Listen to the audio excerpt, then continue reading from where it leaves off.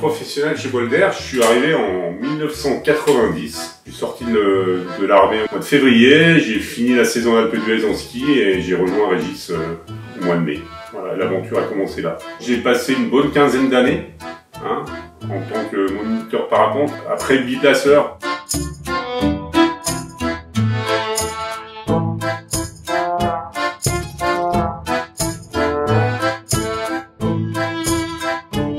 En 1993, il y a eu un voyage lointain. La ville d'accueil, c'était Piatigorsk. C'est une ville au sud de la Russie, au pied du Caucase.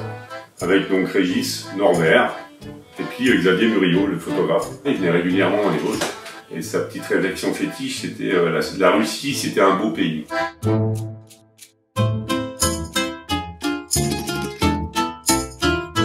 Régis avait reçu un mail de Dimitri, qui était un Russe, passionné de parapente. Et donc ils étaient à la recherche de moniteurs en fait pour un petit peu les aiguiller, les former un petit peu sur la pratique du parapente.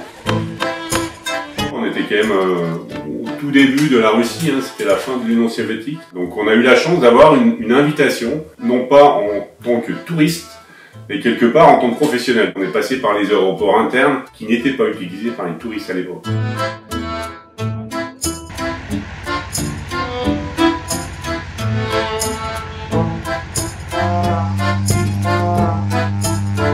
On a volé un petit peu autour de Piatigorsk. C'est un peu la plaine, au pied du Caucase, avec quelques petits anciens volcans.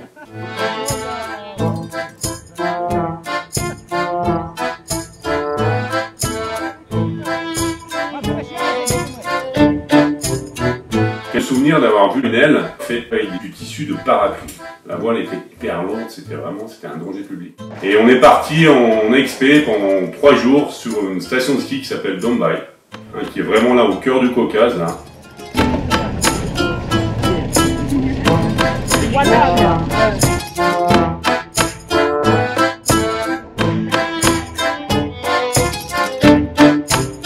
On n'est pas loin de la frontière de la Géorgie où là-bas de l'autre côté c'était vraiment la guerre à cette époque-là.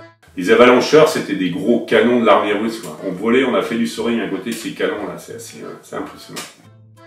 Et là on a fait une journée de vol assez exceptionnelle. Décollage à 2000 mètres d'altitude, on est catapulté à 4000 et avec une vue 360, on reconnaissait rien quoi. Tu connais rien, tu connais personne et t'es là-haut. On va certainement partir vers l'est. On fait des communications toutes les demi-heure pour dire où on en est. Comme ça t'es au courant. C'était vraiment des conditions chamoniardes, c'était au mois de juin, c'était assez impressionnant. Et donc là, c'était pas question de se faire mal au niveau des secours, là, c'était pas comme en France. Nous, c'était l'opportunité de découvrir un pays comme on n'aurait jamais pu le faire si Dimitri n'avait pas été là. Dimitri avait un projet d'établir une relation entre la Russie et Bolder pour accéder un petit peu à ce qui se faisait de mieux au niveau européen. Le parapente, c'est un super moyen de communication, c'est un super prétexte pour aller voir les gens.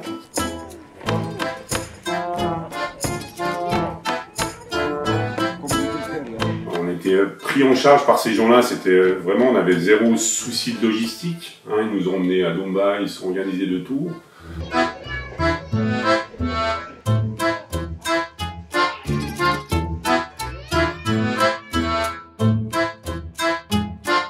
Si vous vous retrouvez en face de quelqu'un qui fait du parapente, la discussion, elle est simple. Elle se fait forcément facilement, elle est simple. Elle va forcément être sympa en plus.